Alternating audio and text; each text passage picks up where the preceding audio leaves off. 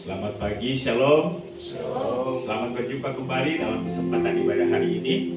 Kita bersyukur untuk waktu yang Tuhan anugerahkan bagi kita sehingga hari ini kembali kita bersama-sama dalam ruangan ini. Kita akan segera memulaikan ibadah kita, dan sebelum itu saya ajak kita sekalian untuk masing-masing bersaat teduh.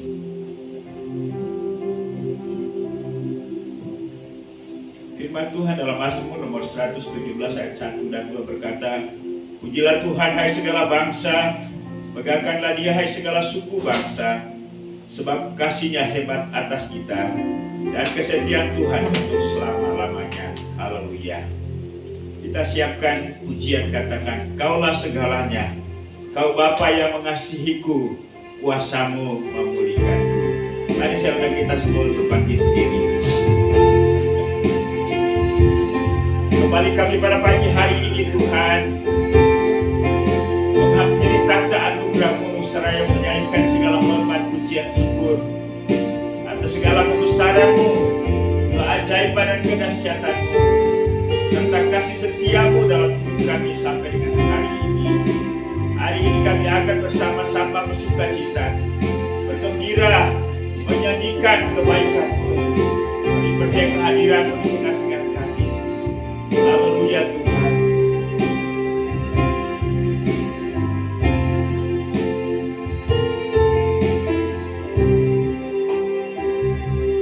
Kau Bapa yang mengasihiku,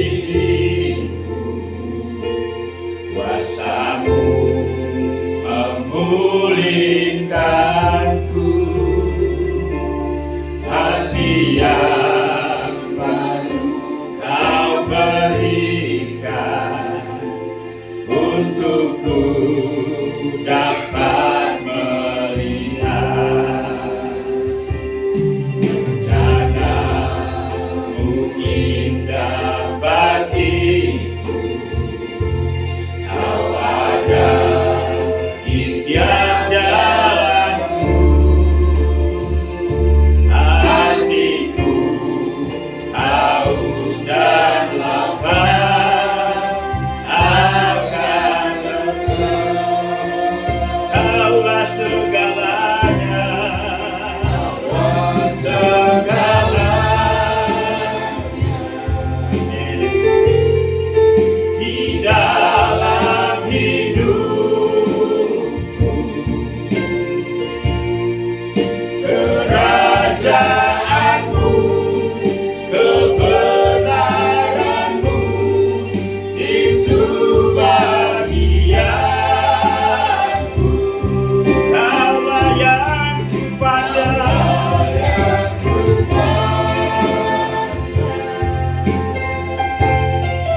selama hidup, mengasihi-Mu, memuliakan-Mu, Bapa dan Raja-Mu. Mari kita ulangi pujian ini. Biarlah pujian ini mengalir dari batin kita yang sungguh mengagumi Dia, menghormati Dia, mengenal Dia, serta mengalaminya dalam hidup ini. Nyatakan pernyataan ini dengan sungguh-sungguh sebagai penghormatan kita, bahkan ucapan syukur kita kepadanya. Kau Bapa yang mengasihi, kuasa-Mu memulihkanku, hati yang baru Kau berikan, Kau berikan untukku dapat melihat rencana-Mu indah, indah bagiku.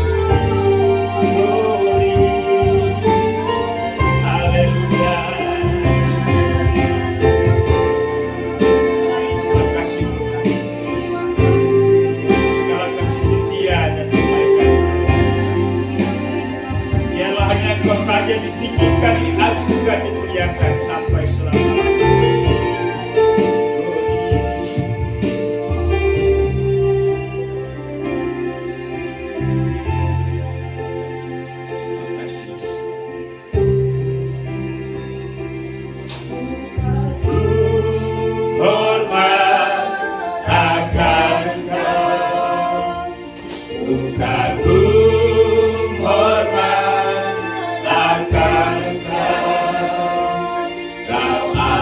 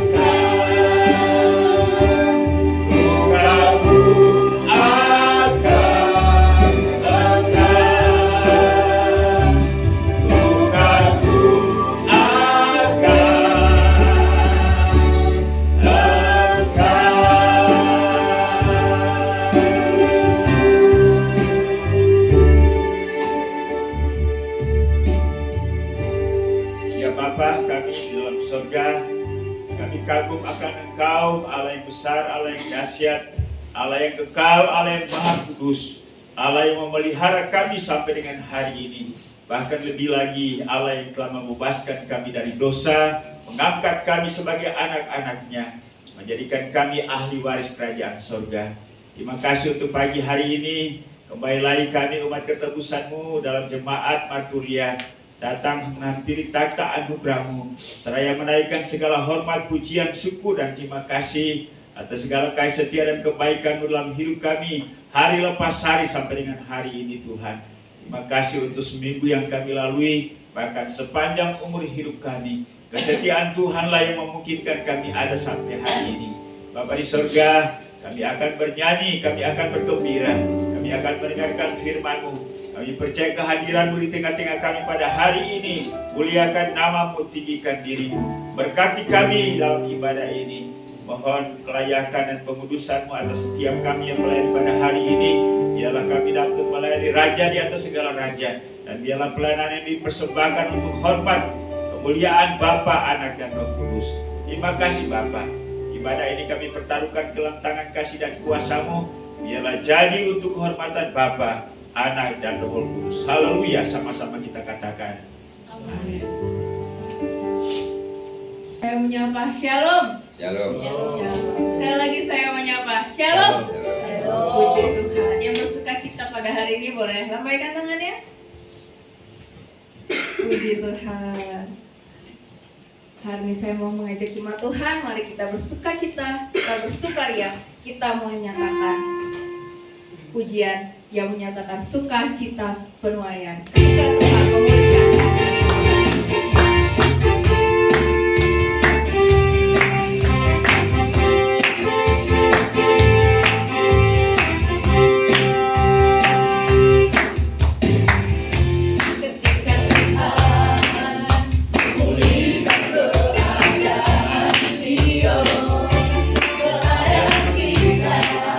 Seperti orang yang bermimpi,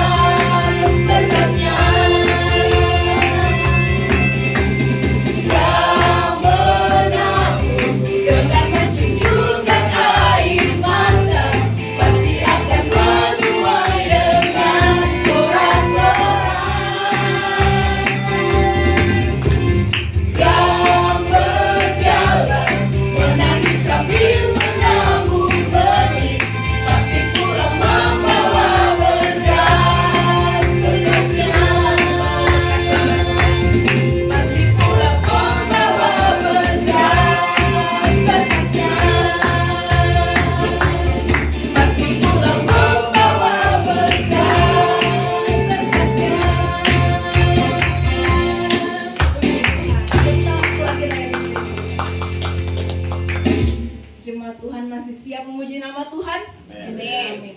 Kita lanjutkan pujian kita. Kita mau katakan, sekarang telah tiba keselamatan dan kuasa.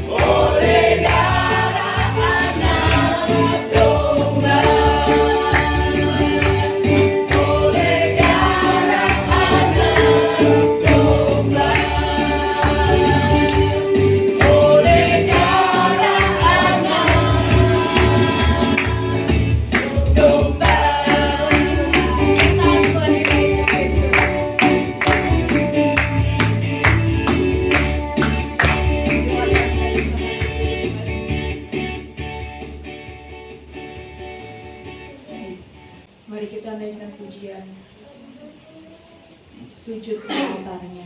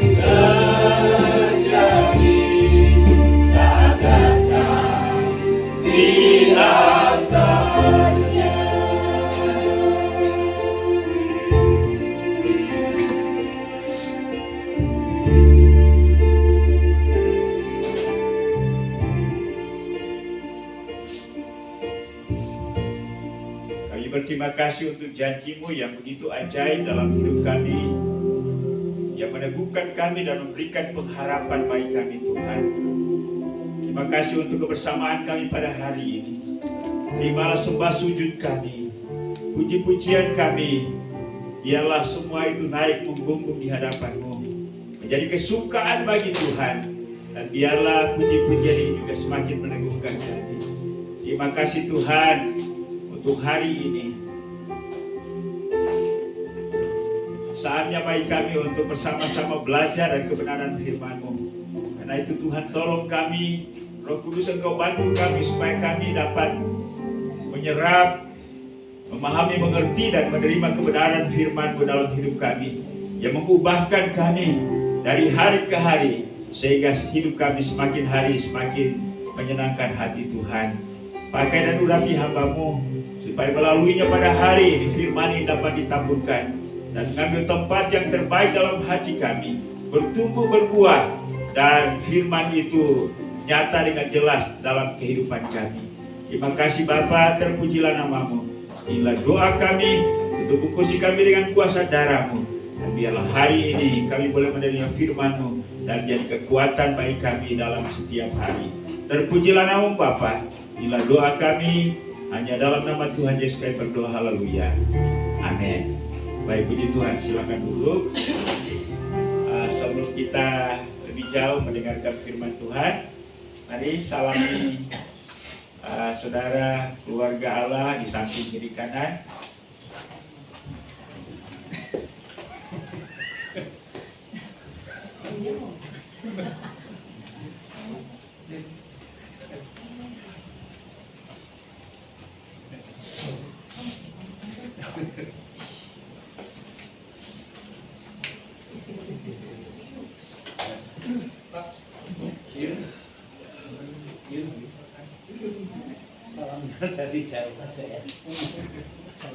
Baik, puji Tuhan, hari ini sukacita kita bisa bertemu kembali dalam ruangan ini. Kita telah memuji-puji Tuhan. Biarlah hati kita dipenuhi dengan sukacita surga. Mari saya ajak kita untuk membuka bagian firman Tuhan yang menjadi perenungan kita pada hari ini. Dua bagian firman Tuhan yang akan kita baca. Yang pertama dalam Matius pasal 13 ayat 44 sampai ayat 46. Dan yang kedua bacaan kita terambil dari Matius 6 ayat 33.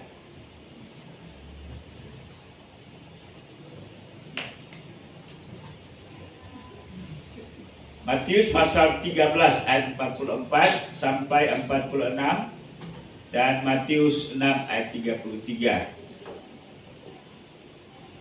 Ya, kita tunggu tampilan screen di depan. Matius 13 ayat 44 sampai 46 dan Matius 6 ayat 33.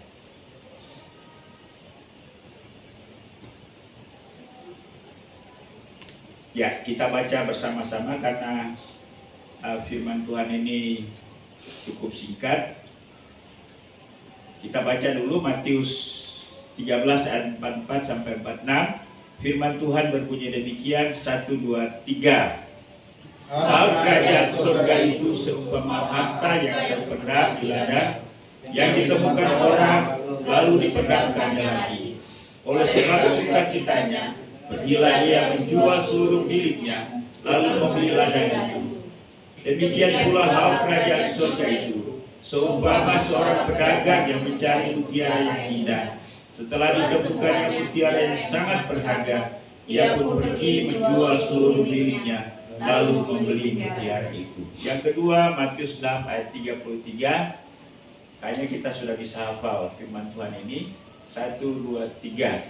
Tetapi carilah dahulu kerajaan Allah dan kebenarannya, maka semuanya akan ditambahkan kepadamu. Puji Tuhan. Demikian jauh pembacaan firman Tuhan pada pagi ini. Berbahagialah setiap orang yang membaca firman Tuhan, merenungkan dan melakukannya di dalam kehidupannya setiap hari. Kita akan merenungkan firman Tuhan ini di bawah satu tema, yaitu prioritas warga kerajaan Allah. Ya, prioritas warga kerajaan Allah. Kita ini disebut sebagai warga kerajaan Allah. Bapak Ibu dan Saudara, Kalau kita mengamati keseluruhan daripada Matius pasal 13 ini, Yesus mengajar dengan menggunakan perumpamaan, ya. Yang pertama ayat 1 sampai dengan ayat yang ke 23, Yesus memberikan perumpamaan tentang seorang penabur, ya, yang menaburkan firman Allah. Kemudian yang kedua perumpamaan tentang lalang di antara gandum. Kemudian perumpamaan tentang biji sesawi. Kemudian yang kita baca tadi perumpamaan tentang harta terpendam dalam mutiara yang berharga. Kemudian perumpamaan tentang ukat. Nah, apa maksud Yesus dalam hal mengajar dengan menggunakan perumpamaan? Tentunya ialah bahwa perumpamaan yang Yesus pakai ini adalah merupakan hal yang sudah biasa dalam masyarakat Israel ataupun masyarakat yang ada yang hidup bersama-sama sesama dengan Yesus pada waktu itu. Tujuannya adalah untuk memudahkan pendengar memahami ajarannya. Ya, itulah yang pertama. Karena sekali lagi ialah bahwa memang zaman Yesus ada di dunia ini dengan kita saat ini, ya, diantarai zaman yang begitu jauh, ya, 2000 tahun lebih. Tentunya ialah bahwa perbedaan pemahaman budaya tentang banyak hal itu sangat jelas, ya. Yang kedua, untuk menjelaskan nilai-nilai ilahi atau hal-hal yang bersifat rohani dengan bahasa dan kejadian sehari-hari. Yang ketiga, memberikan pengetahuan tentang rahasia kerajaan surga. Bapak Ibu dan Saudara, hal-hal yang bersifat rohani, hal-hal yang bersifat kerajaan surga atau kerajaan Allah itu ada hal-hal yang bersifat transenden. Artinya ialah bahwa di luar jangkauan pemikiran manusia. Bukankah akal dan rasio manusia hanya bisa menyelami, memahami hal-hal yang bisa dilihat, didengar, dialami setiap hari, ya. Ada sebuah contoh di mana beberapa orang buta memberikan deskripsi atau penjelasan tentang seperti apa gajah itu. Ya, ketika 4 orang buta itu mendekati gajah, kan mereka tidak lihat gajah. Mereka hanya bisa meraba, lalu kemudian mereka mulai menjelaskan tentang bagaimana itu gajah. Ada yang memegang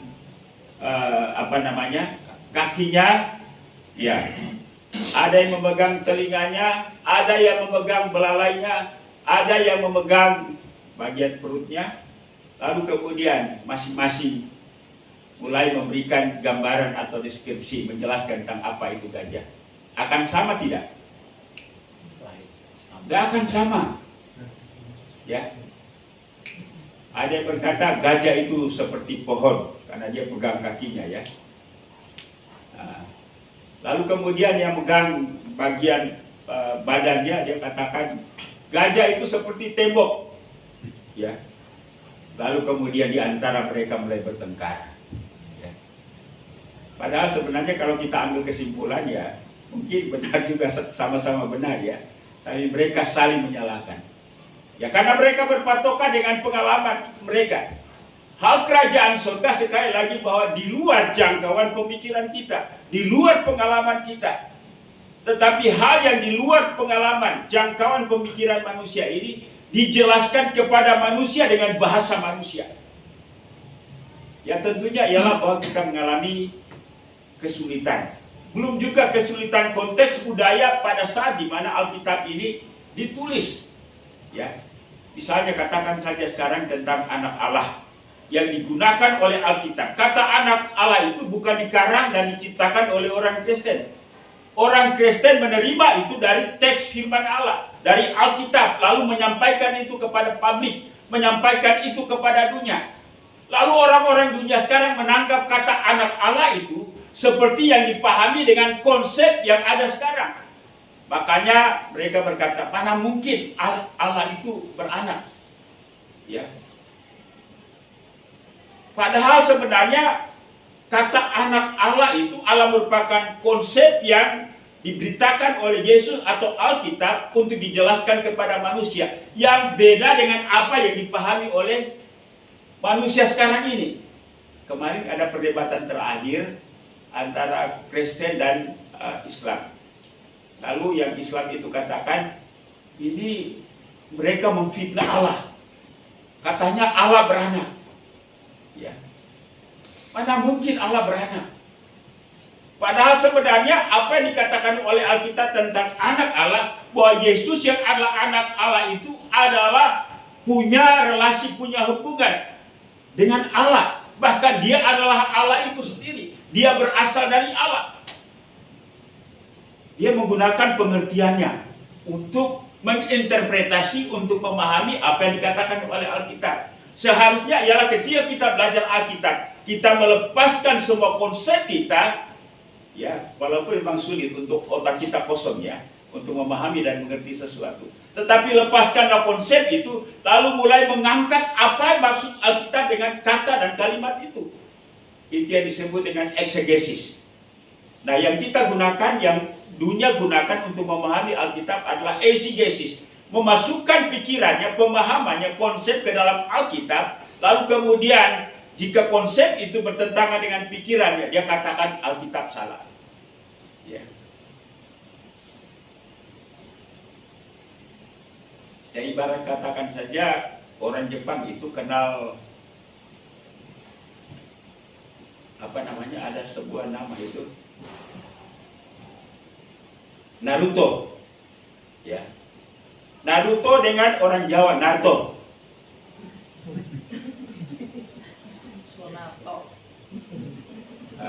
Naruto. Jadi ketika orang Jepang datang ke Indonesia, lalu kemudian menjelaskan tentang Naruto kepada orang Jawa katakan itu bukan Naruto. Ya. Naruto itu seperti ini. Orang Jepang bilang bukan. Ya. Mengapa? Dua hal yang berbeda dijelaskan dalam konsep dan pemahaman yang berbeda. Tidak akan nyambung. Ya. Sampai Natal tahun berapapun juga tidak akan ketemu. Ya. Mengapa? Karena masing-masing ngotot dengan konsep dan pemahamannya. Ya. Ya, orang Jepang punya konsep Naruto, orang Jawa punya konsep Naruto. Ya. Bahasanya mirip-mirip, ya, tetapi dua hal yang berbeda yang tidak sama. Nah, itulah sebabnya ya memahami dan mengerti Alkitab, ya, kita harus melepaskan konsep kita, cara berpikir kita, lalu kemudian menggali. Kenapa sih Alkitab ngomong anak Allah? Baru kita memahami dan mengerti. Tapi kalau kita ngotot dengan pengertian kita, lalu kita mencoba untuk itu akan berbenturan, ya, dan kita tidak akan ketemu. Yesus menggunakan perumpamaan, ya, supaya memberikan pengetahuan tentang rahasia kerajaan surga. Lalu kemudian membantu pendengar memahami apa yang ia ingin sampaikan.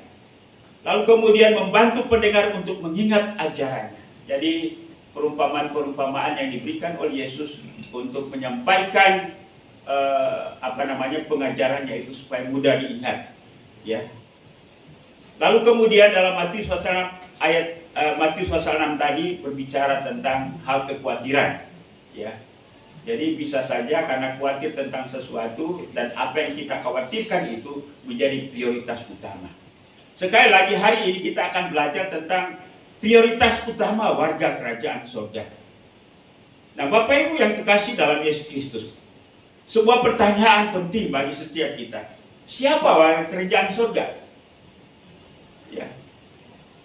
Apakah kita sudah menjadi warga kerajaan surga? Ya, memang Paulus juga berkata bahwa kita memiliki dua kewarganegaraan. Yang pertama, kita ini adalah warga kerajaan surga. Yang kedua, kita masih menjadi warga Indonesia. Ya, ini juga jangan dibenturkan karena ini adalah dua hal yang berbeda. Kita masih hidup dalam dunia, tentu sebagai warga negara, kita berdomisili di Indonesia, kita punya KTP Indonesia. Jadi umur 17 tahun ya harus punya KTP wajib. Nah, apa yang menjadi tanda bahwa kita menjadi warga kerajaan surga? Pak Agus punya KTP surga? Belum ya? Belum. Tapi sementara diurus sekarang ya. Iya. Nah, tapi akan kelihatan, akan ketahuan dalam keseluruhan sikap hidup kita bahwa kita ini adalah warga kerajaan surga. Ya, Bapak Ibu pernah lihat di YouTube itu ada orang bule pintar sekali bahasa Jawa. Ya. Nah, pintar bahasa Jawa. Mengapa? Karena dia lahir di Jawa, sehari-hari bergaul dengan orang kampung, orang Jawa. Ya. Jadi lidahnya juga itu, aksennya itu orang Ambon saja kalah ya. Ya, lidahnya itu lidah orang Barat ya, aksen dan lain-lain sebagainya itu sudah sama seperti orang Jawa ya. Karena dia hidup di sana. Jadi berkontekstualisasi, menyamakan diri, menganggap diri, bahkan dalam otaknya, dia adalah orang Jawa. Ya. Siapakah warga kerajaan surga? Ya, secara sederhana kita bisa artikan bahwa warga kerajaan surga adalah orang yang telah mengalami kelahiran kembali, ya, orang yang sudah bertobat, orang yang telah mengalami pengudusan, kemudian menyerahkan hidup kepada Yesus, hidup di dalam keluarga Allah. Hidup dalam keluarga Allah itu berarti dia punya ada keluarga, ya, seperti kita di sini. Ini keluarga rohani kita. Amin. Tidak ada orang Kristen setelah percaya Yesus lalu dia hidup sendiri. Ya. Dia harus punya habitat, dia harus punya keluarga Allah. Kemudian hidup dalam persekutuan dengan Allah, hidup dalam buah roh dan menaati firman-Nya serta menjalankan visi Allah. Jadi apa yang jadi visi dari orang-orang Kristen yang sudah menjadi keluarga Allah itu, dia harus memiliki visi Allah. Apa visi Allah baginya? Dan itu yang dia hidupi sampai seumur hidup. Jadi mari kita mengidentifikasi diri. Apa kita sudah menjadi keluarga Allah dengan kriteria-kriteria atau ciri-ciri yang saya sudah sebut tadi? Kita sudah lahirkan kembali, bertobat, menyerahkan hidup kepada Yesus. Artinya hidup kita dipimpin oleh Yesus melalui Roh Kudus. Hidup dalam keluarga Allah, ya, hidup dalam damai sejahtera, sukacita, harmonis, hidup dalam persekutuan dengan Allah, hidup dalam buah roh, kasih, sukacita, damai sejahtera. Itu yang menjadi ciri dan kriteria orang yang sudah menjadi warga kerajaan surga. Walaupun ya secara fisik belum punya KTP seperti Pak Agus bilang tadi itu ya. Mau cari dimanapun orang Kristen di dunia ini ada cap surga ya, belum ya. Serta menjalankan misi Allah. Ya, jadi misi Allah adalah pergilah kamu jadikanlah semua bangsa ini muridku. Jadi ini yang harus terlihat. Kita bukannya diam. Paling tidak ialah bahwa dalam segala aspek kehidupan kita, doa kita, misi pun juga harus nampak dengan jelas. Hidup kita, motif kita harus jelas. Bahwa hidup dalam kebenaran. Tujuannya Allah untuk mencerminkan kehidupan Kristus bagi dunia ini. Supaya orang yang melihat hidup saya bisa diselamatkan oleh Kristus. Diselamatkan oleh pemberitaan, diselamatkan juga oleh gaya hidup saya. Amin Bapak Ibu. Itulah warga kerajaan surga. Yang kedua, apa itu kerajaan Allah? Secara sederhana, kerajaan Allah adalah pemerintahan Allah di dalam Kristus Yesus yang bermanifestasi di dunia ini dengan firman Allah sebagai undang-undangnya. Itu bahasa saya, peraturannya. Jadi firman Allah itu menjadi ukuran seluruh kebenaran. Bahkan untuk mengukur gaya hidup seseorang, Alkitab itulah yang menjadi ukurannya.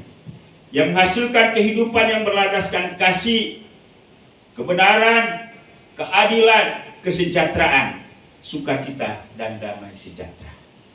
Ya inilah ruang lingkup, itulah atmosfer, itulah suasana kerajaan Allah. Kita sudah nikmati itu.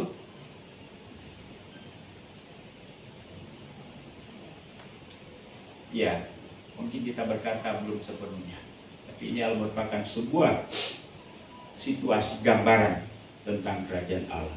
Bapak Ibu dan Saudara yang dikasih dalam Yesus Kristus, Matius 13 ayat 44 sampai 46 yang kita baca tadi menjelaskan tentang dua perumpamaan tentang kerajaan Allah itu. Perumpamaan yang pertama yang terdapat dalam ayat 44, bahwa kerajaan surga diumpamakan dengan harta yang terpendam di dalam lahan atau tanah di sebuah ladang. Ya, jadi ada seorang, tentunya mungkin ini gambarannya adalah seorang petani, ya. Petani, rupanya hal seperti ini sudah ada di zaman dulu, ya. Ada pemburu harta karun itu, ya sekarang ini sudah pakai alat canggih, ya. Jadi biasanya ada bebatuan yang berharga. Ketika alat itu menyentuh batu itu, alat itu akan memberi sinyal berbunyi bahwa itu ada sesuatu di dalam. Lalu kemudian digali, apakah itu memang sengaja ditanam ataupun memang batu-batu berharga yang muncul dari dalam bumi, dari bebatuan. Ya, Bapak Ibu pernah lihat itu, ya, di YouTube, ya. Nah, Pak Agus pemburu harta karun, ya. Termasuk, ya. Dulu pernah cari pedang samurai, ya, yang tajam, satu kali tebas apapun itu putus, ya. Ya, ada orang-orang seperti itu, ya, alat-alat seperti itu, berharga itu. Bahkan Pak Agus sebut nilai yang fantastis itu, ya, triliunan Pak Agus, ya. Nah, itu paling berharga, ya. Mungkin gambarannya seperti itu, bahwa surga itu paling berharga, ya. Kerajaan Allah itu Allah paling berharga.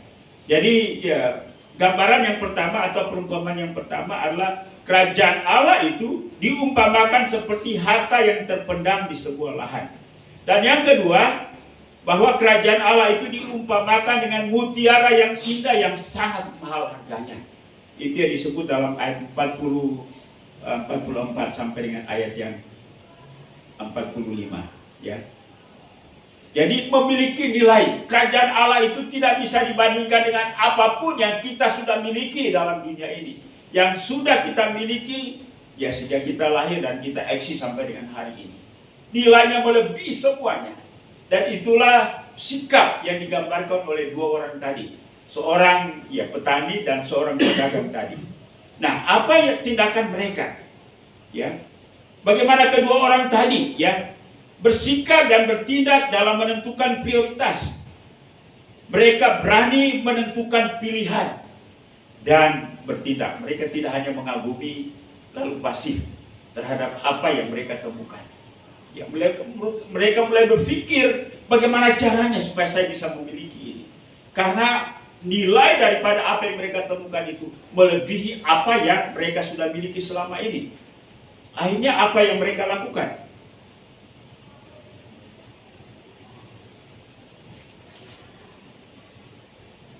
Nah, jadi orang yang menemukan harta yang terpendam tadi itu, dia mulai bertindak, ya, menjual semua apa yang menjadi miliknya. Artinya ialah bahwa semua yang ada padanya itu dia korbankan, ya, demi memiliki harta yang terpendam yang dia dapatkan di lahan yang baru itu. Lalu kemudian pedagang tadi itu dia juga menjual semua yang ada padanya untuk memiliki mutiara dan yang berharga tadi. Bapak Ibu dan Saudara, sebuah prinsip rohani yang kita temukan ialah bahwa kita tidak mungkin bisa memiliki kerajaan Allah itu dengan tetap berkutat mempertahankan semua hal yang lama, ya. Warga kerajaan surga tidak mungkin memiliki kerajaan surga seutuhnya. Nah, jika ingin memiliki kerajaan surga, maka mereka harus berani melepaskan apa yang dimiliki selama ini yang menjadi penghalang untuk memperoleh kerajaan surga. Bapak Ibu dan Saudara, orang Kristen yang telah menjadi warga kerajaan surga pasti mampu untuk menentukan prioritas utama. Harus bertindak, tidak hanya mengagumi, wah, Allah itu luar biasa, dahsyat kerajaan itu, lalu kemudian tetap hidup di dalam kehidupan yang lama. Ya, hal yang lama yang kita miliki yang harus kita lepaskan. Bisa saja itu dosa kita, ego atau keakuan kita, benda atau materi, kebiasaan kita, bahkan apapun yang menjadi prioritas yang melebihi kerajaan surga. Bahkan kadang-kadang hari ini konsep banyak orang Kristen terbalik. ya, dekat dengan kerajaan Allah, mendengarkan firman Tuhan, setia dalam pelayanan supaya memperoleh materi, ya, supaya memperoleh jabatan, supaya memperoleh popularitas. Ini konsep yang terbalik. Ya, banyak gambaran yang dijelaskan oleh Alkitab, baik dalam pernyataan-pernyataan Yesus sendiri. Ketika ada seorang muda yang datang kepada Yesus, lalu dia bertanya kepada Yesus, "Guru, perbuatan baik apa yang saya harus lakukan supaya saya memperoleh kerajaan Allah, kerajaan surga?" Yesus bilang gini, "Pergilah, jualah seluruh hartamu, dan bagi-bagikanlah itu kepada orang miskin, lalu datanglah kepadaku." Ya. Mengapa Yesus tahu bahwa kuburan orang muda ini adalah hartanya? Prioritas utama dalam hidupnya dari orang muda ini adalah hartanya. Karena itu dia harus melepaskan itu, lalu menjadikan kerajaan Allah itu, keselamatan itu, menjadi prioritas utama dalam hidupnya. Ya, konsep kemakmuran, teologi kemakmuran, bahwa ya senang kalau kita sukses dalam segala hal, kaya, lalu kemudian memperoleh keselamatan pula. Saya rasa ini konsep umum orang Kristen, ya. Bagaimana Pak Yaman? Ya. Jadi sukses di dunia, memiliki semua di dunia, jabatan, kekayaan, popularitas dan lain-lain sebagainya, lalu kemudian masuk surga pula. Mari kita coba perhatikan apa penjelasan Alkitab tentang sikap ini. Ya, Alkitab banyak berbicara, ya, seolah-olah tanggalkan dunia ini, semua yang ada pada dunia ini, lalu arahkanlah pikiranmu, tujuanmu, pikirkanlah apa yang ada di atas. Ya. Bapak Ibu dan Saudara, memang ini persoalannya bukan masalah surga, bukan masalah apa yang ada di dunia ini, tapi bagaimana masalah sikap hati kita. Itu berarti bahwa menentukan prioritas utama kita. Ya. Saya rasa bahwa sulit seseorang untuk melepaskan sesuatu yang telah berakar di dalam hati dan dirinya, yang dia anggap itu berharga dan memiliki nilai. Bahkan dia bisa membuang kerajaan surga demi apa yang dia telah miliki. Sama seperti orang muda yang kaya tadi. Dan ketika orang muda kaya tadi itu susah, setelah dia berkata dengan Yesus, mungkin dia menyesal. Ya, kenapa saya mesti berjumpa dan menanyakan itu kepada Yesus? Murid-murid pun juga gempar. Mereka katakan, kalau begitu siapa yang bisa masuk kerajaan Allah? Karena Yesus katakan, lebih mudah seekor unta masuk dalam sebuah lubang jarum. Sekali lagi, lubang jarum ini jangan kita pahami dengan lubang jarum seperti yang ada sekarang ini, ya. Lubang jarum itu dijelaskan bahwa ada sebuah pintu yang sangat pendek, yang sangat sempit, ya, di kota Yerusalem itu, dan lubang itu onta tidak bisa masuk. Itu hanya pas-pasan, ya. Jadi tidak mungkin onta bisa masuk.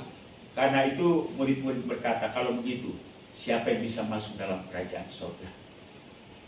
Sangat gempar. Artinya ialah bahwa Kristus menuntut kita untuk mengambil sebuah keputusan prioritas dalam hidup kita.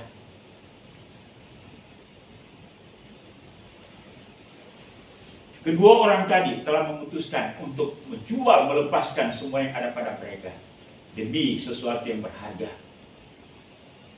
Bagaimana dengan kita sebagai orang percaya tentang hal kerajaan surga, tentang kebenaran, tentang Allah, tentang kehidupan di dalam kehidupan rohani? Apakah itu bisa menjadi prioritas utama dalam hidup kita? Sekali lagi, bisa saja itu Allah merupakan dosa yang kita senangi, yang menjadi bagian, yang telah menjadi bagian dalam hidup kita setiap hari. Ego kita, benda, materi, popularitas, dan kita korbankan kerajaan Allah atas semuanya itu. Dan kerajaan Allah tidak lagi menjadi prioritas. Ada sebuah awasan yang Yesus titipkan kepada seluruh orang percaya yang diwakili oleh para murid yang dicatat dalam Matius pasal 10 ayat 37. Yesus berkata, barang siapa mengasihi bapa atau ibunya lebih daripadaku, ia tidak layak bagiku. Barang siapa mengasihi anaknya laki-laki, mengasihi anaknya perempuan lebih daripadaku, ia tidak layak bagiku. Yesus mau kita memberikan prioritas utama kepada kerajaannya. Kita hidup bersama-sama dengan Dia.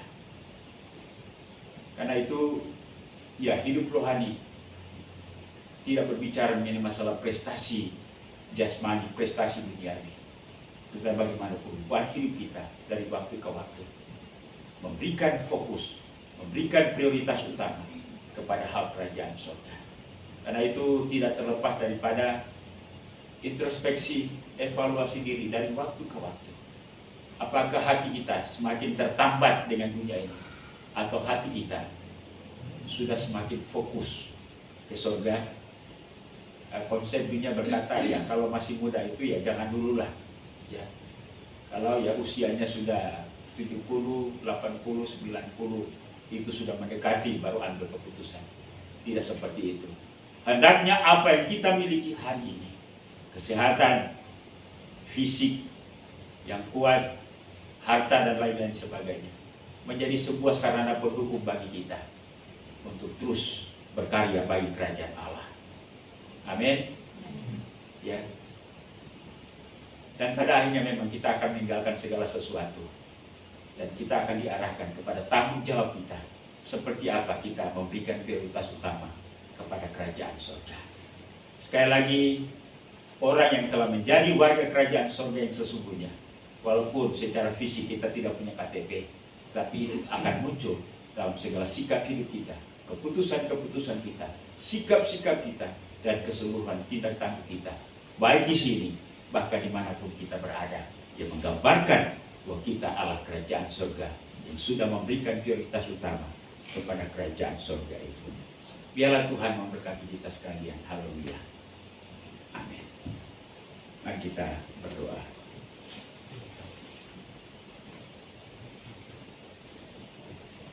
Minta Pak Agus mendoakan kita, mendoakan firman Tuhan ini supaya mampu untuk dapat menolong kita memberikan prioritas utama yang tepat, dan mampukan kita untuk bertindak memberikan prioritas utama kepada kerajaan surga itu. Tuhan Bapa yang bertata di kerajaan surga, kembali Tuhan kami bersujud ke hadirat-Mu ya Tuhan, karena kami telah menerima firman yang telah diberikan oleh hamba-Mu ya Tuhan. Firman itu menjadi pedoman bagi hidup kami, yang mana sehingga kami menjadi warga kerajaan surga ya Tuhan. Tuhan, berkatilah hamba-Mu, Bapak Pendeta kami, Bapak Melchior, supaya lebih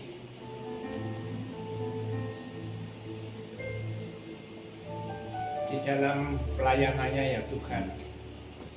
Tuhan, berilah kesehatan bagi hamba-Mu, Bapak Melchior dan keluarga ya Tuhan. Terima kasih ya Tuhan atas anugerah-Mu, sehingga kami mengucap syukur. Dalam nama Tuhan kami Yesus Kristus kami sudah berdoa. Haleluya. Amin. Amin. Terima kasih, Tuhan memberkati.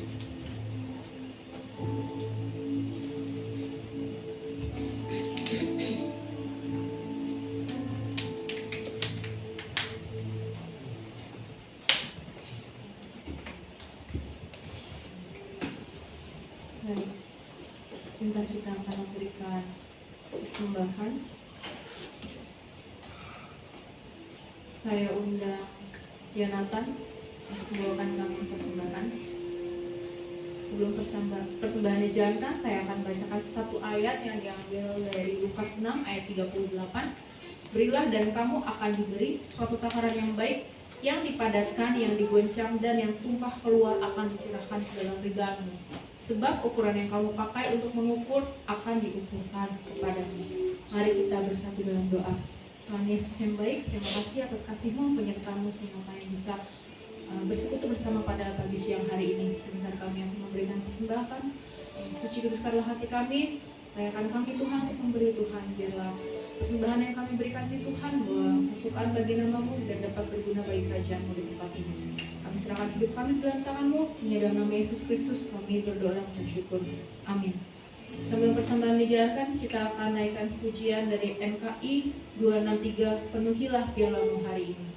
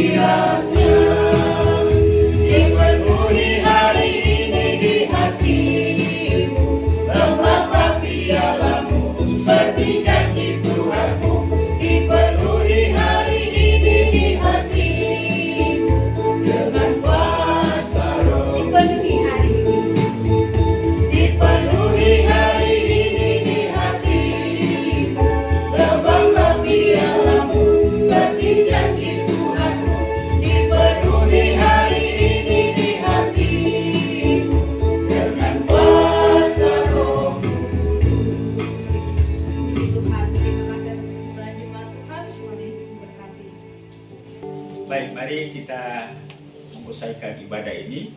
Saatnya kita sekalian untuk bangkit berdiri. Kita nyanyi nomor 300 dalam nyanyian kemenangan iman.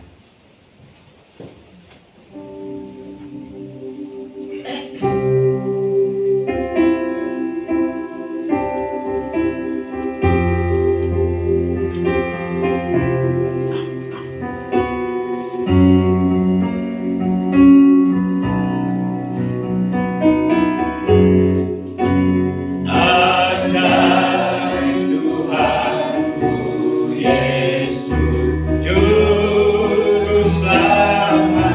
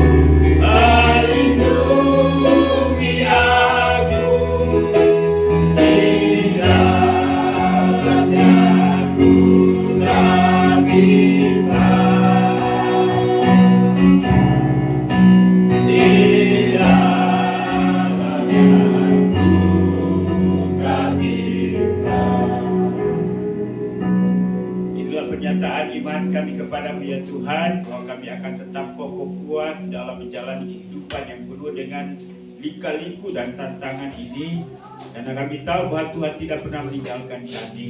Di dalam Engkau kami merasa aman, sukacita, sejahtera. Karena itu mampukan kami untuk bisa memiliki suasana batin yang seperti ini. Walaupun realitas setiap hari dalam hidup kami banyak pergumulan, banyak persoalan yang kami hadapi, tapi kami tahu bahwa janji-Mu, Engkau adalah Allah Immanuel yang tidak akan pernah meninggalkan kami. Bapa di sorga, kami bersyukur dan berterima kasih untuk berlangsungnya ibadah kami pada hari ini, dari permulaan, pertengahan hingga menjelang selesainya. Biarlah semua yang kami lakukan pada hari ini, persembahan kami, pujian kami, penyembahan kami, dalam hal kami mendengarkan firman-Mu, kiranya Tuhan, semua yang kami lakukan berkenan di hati Tuhan. Bahkan Tuhan bertakhta di atas puji-pujian dan penyembahan kami. Ya Bapa di surga, terima kasih bersama dengan hamba-hamba-Mu yang Tuhan sudah pakai dalam pelayanan ibadah hari ini. Apapun bagian pelayanan kami, berkat yang sama yang dari Allah, berkat yang khusus bagi setiap kami telah menjadi bagian kami. Demikian pun juga dengan seluruh jemaat-Mu, kiranya Tuhan Engkau memberkati. Firman-Mu pada hari ini akan terus membuat kami terus bertumbuh di dalam kehidupan rohani kami, sehingga pada akhirnya kami dapat menganggap bahwa semua hal yang ada dalam dunia ini tidak ada artinya lagi jika dibandingkan dengan kerajaan surga, nilai kekekalan yang Tuhan sudah siapkan bagi setiap kami. Mampukan kami untuk terus berhati-hati dalam menjalani kehidupan ini, sehingga sikap kami menandakan bahwa kami anak-anak atau warga kerajaan surga yang sudah ditebus, yang hidup di dalam Kristus, yang hidup dalam firman-Mu, dan memiliki visi dan misi Allah dalam perjalanan hidup kami pada masa depan. Terima kasih Tuhan. Kami berdoa, kami mengucap syukur bersama dengan jemaat-Mu dalam minggu ini yang Tuhan sudah tolong dalam mencapai apapun. Bahkan Tuhan juga memberikan jalan keluar atas setiap persoalan dan pergumulan. Mengucap syukur bersama dengan hamba-Mu Pak Yaman, di mana anak kami Senet, Tuhan sudah tolong sehingga bertambah usia setahun lagi. Berkati anak ini dengan masa depan yang penuh harapan, pertumbuhan sempurna baik fisik, mental, IQ, rohani. Berkati kedua orang tua supaya dapat membimbing sampai kepada masa depan yang Tuhan janjikan, yaitu masa depan yang penuh harapan. Demikian pun juga dengan anak kami Jen, terima kasih juga untuk usia baru yang Tuhan sudah tambahkan. Berkati anak ini dan biarlah semakin hari semakin dewasa, dan Tuhan siapkan masa depan yang penuh harapan. Berkati juga kedua orang tuanya. Ya Bapa di sorga, berdoa untuk pertumbuhan iman rohani daripada seluruh jemaat Marturia. Tuhan Engkau memberkati, biarlah firman Tuhan yang kami dengar, yang ada dalam hati kami, yang ada dalam pikiran kami, yang ada dalam ingatan kami, akan membuat kami terus semakin memposisikan diri kami sebagai anak-anak Allah yang beda dengan dunia ini. Dan biarlah kami terus hidup menyukakan hati Tuhan. Kami mau berdoa juga Tuhan untuk hubungan-hubungan kami, baik hubungan dalam keluarga, istri, suami, anak-anak, orang tua, bahkan hubungan kami dengan sahabat, tetangga, satu jemaat, bahkan dengan siapapun. Mampukan kami untuk menghasilkan firman-Mu, agar hidup kami dapat memberkati setiap orang yang setiap hari berinteraksi dengan kami. Ya Bapa di sorga, kami juga mau berdoa untuk usaha dan pekerjaan jemaat-Mu. Tuhan Engkau memberkati apa yang dikerjakan oleh tangan mereka, sehingga menghasilkan ekonomi dan keuangan untuk dapat mencukupi kebutuhan hidup, makan dan minum, bahkan juga dapat melayani Tuhan dengan keuangan yang Tuhan percayakan. Ya Bapa di sorga, sekali lagi kami mau berdoa buat anak-anak kami yang bersekolah, yang mohon hikmat, akal budi, kemampuan dan kesanggupan belajar, sehingga mereka boleh berhasil naik kelas, lulus, lanjut pada pendidikan yang lebih tinggi, mereka selesai tepat pada waktunya. Tuhan juga siapkan pekerjaan dan profesi yang sesuai dengan panggilan Tuhan atas setiap mereka. Ya Bapa di sorga, secara khusus kami berdoa buat jemaat yang mengalami pergumulan, apapun bentuk pergumulan itu, kami serahkan semua ke dalam tangan-Mu.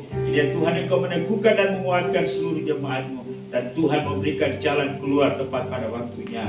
Ya Bapa di sorga, kami mau berdoa juga untuk jemaat-Mu yang tidak bersama dengan kami pada hari ini, karena mereka berada di tempat yang lain, baik di domestik maupun mancanegara. Tuhan Engkau memberkati mereka. Kami berdoa untuk Ibu Pri yang ada di Jawa, menjumpai orang tua. Tuhan juga memberkati dengan kesehatan dan seluruh keluarga di sana. Dan dalam rangka pulang, Tuhan juga menyertai. Berdoa untuk Pak Kodi yang ada di Bogor. Tuhan Engkau berkati bersama dengan anak-anak dan cucu-cucu. Juga kami berdoa Tuhan memberkati Ibu Vivi yang ada di Amerika. Demikian pun juga Alvin, Ina. Demikian pun juga untuk Tirta, Claudia. Tuhan Engkau memberkati mereka di sana. Dan biarlah mereka juga dapat menikmati kasih karunia Tuhan. Ya Bapa di sorga, demikian pun juga anggota jemaat yang lain, di mana saja mereka pada hari ini, kiranya Tuhan menyertai dan memberkati mereka.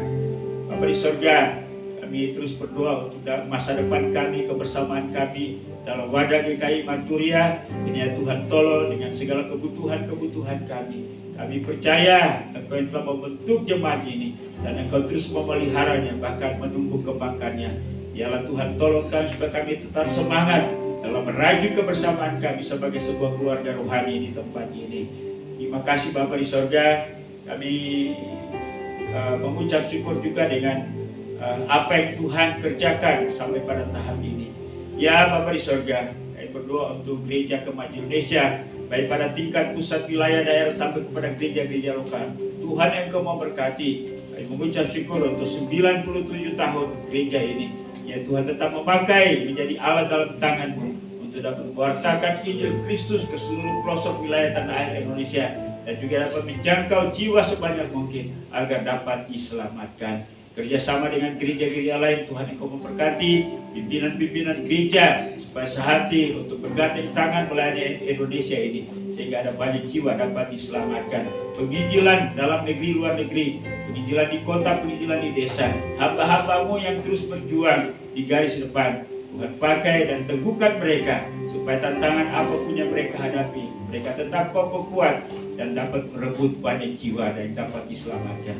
Kami juga berdoa buat pemerintah bangsa dan negara kami. Tuhan Engkau berkati presiden, wakil presiden, para menteri, jajaran pemerintahan dari pusat sampai ke daerah. Tuhan Engkau tolong Bapa supaya bangsa ini sejahtera dan dengan demikian nama Tuhan dipuji dan dipermuliakan. Sekali lagi kami mau berdoa buat jemaat yang lemah tubuh yang sakit hari ini. Mari Tuhan jamah mereka. Anak kami Senet, Jen, demikian pun juga Ibu Asyu dan siapa saja yang lemah tubuh dan sakit hari ini. Kami mohon lawatan Allah secara khusus bagi mereka. Bapa di sorga, kami mengucap syukur untuk persembahan jemaat pada hari ini. Tuhan memberkati semuanya ini menjadi alat dalam tangan-Mu untuk dapat menopang pelayanan pekerjaan Tuhan di tempat ini, bahkan di mana saja dana ini dialokasikan. Tuhan mengembalikan berkat-Mu berlipat kali ganda bagi seluruh jemaat yang sudah memberi dengan sukacita. Bapa di sorga, inilah doa kami. Kami sadar sungguh bahwa banyak hal yang berkaitan bahkan menjadi kebutuhan kami, namun tak tersebut melalui doa ini. Ini Tuhan menyempurnakan doa kami, karena kami bahwa semuanya ini hanya di dalam nama Yesus Kristus, nama yang berkuasa, yang sudah memberkati kami sampai dengan hari ini. Haleluya. Bapa, terima kasih.